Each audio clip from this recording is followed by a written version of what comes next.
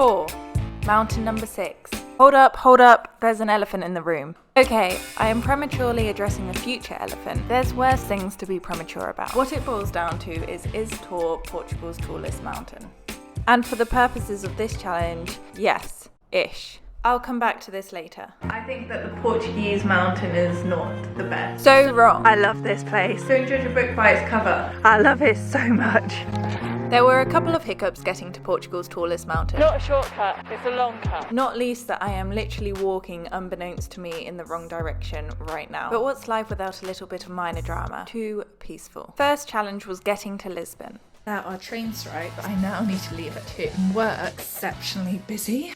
I was busy, the coach station was busy, everything was busy. I just put my phone in my mouth, cracked it by biting on my phone. Slightly stressful. Now I'm at the airport, 7:30 p.m. I have nowhere to stay tonight. I hadn't completed my booking. Then I booked a hostel. They don't do late check-in. I don't think I'll get there till 1 a.m. But I made it in one piece.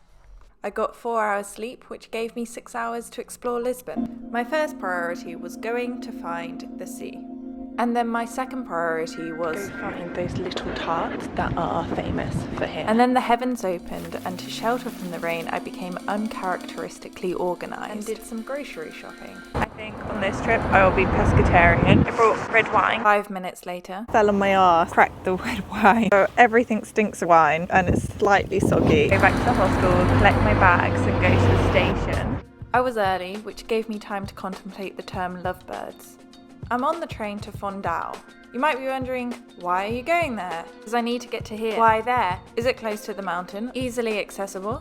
Well, a few days earlier back in London, it's midnight. I can see the moon and not the stars because I'm in a city and I'm frazzled. The only place I booked is a hut in the middle of nowhere that's kinda near the mountain. I don't actually know how I'm gonna get there. It'll be a 2.5 hour walk in the rain. Luckily there was a taxi driver who said he'll come back to me. Said it with his hands because my Portuguese is awful. That sounds promising. To get there, coordinates were required, not road names. Now, no longer in the torrential rain. I don't care if being in the middle of nowhere is inconvenient. It was worth it just for this fire. Thickest parasol. Oh, I've squished the bread. I'm glad I booked this place. I can't climb the mountain tomorrow because it's got 90% rain throughout every hour of day. But then the next day is sunny. So I'm gonna do the Portugal mountain, not tomorrow, but the day after. I don't know what it looks like. It was blowing a gale and dark when I arrived. I don't think it's raining right now, which is glorious.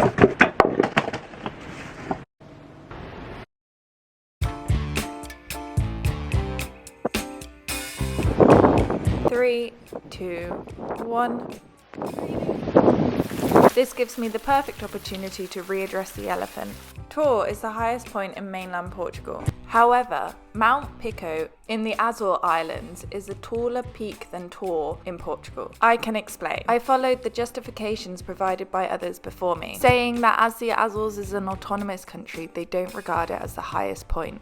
I don't know if I agree, but at the time I was too frazzled to think. In the spirit of last-minute planning, it was now that I wondered, how do I get to Torre? Get my waterproofs on. I will never stop wearing this as long as I get it over my head. I think that the Portuguese mountain is not the best. So wrong. I love it so much. Don't judge your book till you've read it. It might be I'm a little bit drunk. Then the wine encouraged me to send a voice note. I hope you are having a fine time in London. I'm in the middle of nowhere and it's a Sunday and there's no grocery. I've got bread roll and honey for tomorrow. It's 6 a.m. and I need to leave in like 10 minutes.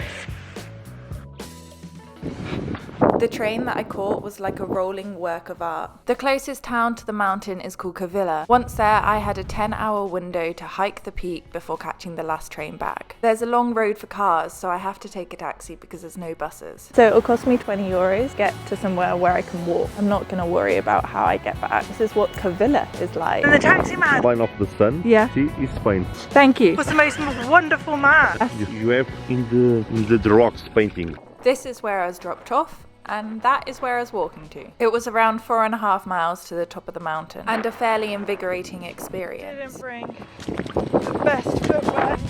It's so cold. I took a lot of detours, and on the way there I only found one indication that I was on a trail. But my orienteering plan was simple. I just walk in the vague direction and eyeball it. That looks like an incredible road. I want to sit on that. And so I did. You'll have to believe me when I say these are some inaudible, exceptionally wise words. Here you can see where I was dropped off by the taxi driver and where I've walked. Walking in the wrong direction, walking in the right direction. You can actually drive to the top of the mountain, but where is the fun in that? I think I was the only person to hike it that day, or at least the only person I saw. Instead of keeping going here, I'm gonna go up there. It's not a shortcut, it's a long cut. Torre is 1,993 metres. It's located in the Serra da Estrela mountain region, which when translated means the mountain of the star. This name is for good reason. The taxi driver told me that I should come back at midnight in the summer to stargaze, and it would be the most spectacular view, lying between the military domes looking up at the sky. Jeep's cheese roll that I got at the top of the mountain. I think this is my spot. I hiked away from the crowds and then ate it in the clouds. The wind became so cold that I had to duck behind some rocks to eat. I couldn't find the route that I came up on, so I readopted my earlier philosophy. Walk in the vague direction and eyeball it.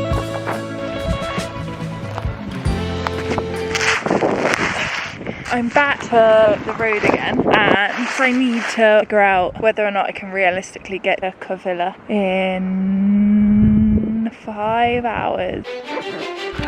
This has just been the most wonderful mountain. I didn't have any high expectations because I think that a lot of people just drive there and perhaps don't rave about it because it's not the same experience, but honestly, this hike, it's exceeded my expectations in absolutely every sense.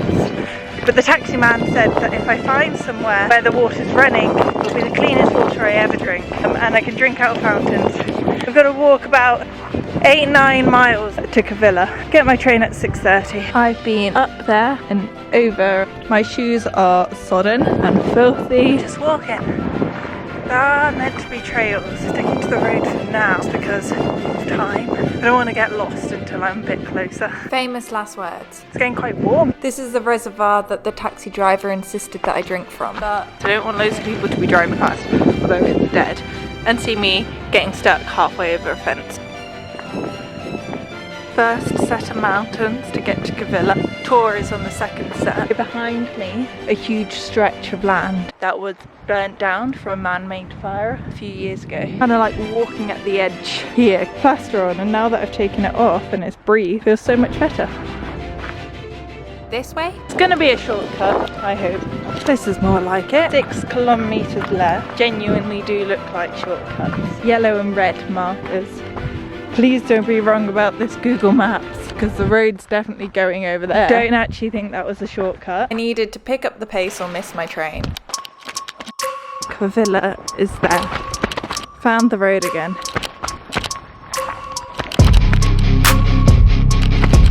Altitude 1,000 meters. Oh shit, I can see people having bloody hell. Then with half an hour to spare, I got back to Covilhã. Mountain number 6 complete. Oh, so clean, so clean. Goats and sheep stews. They didn't have that much options of food, so I guess this is kind of like cheesy chips, but a really fancy Portuguese version. Cheese and wine. I can't describe the pleasure it gives me to cross another mountain off the list, but I can show you. It feels like this.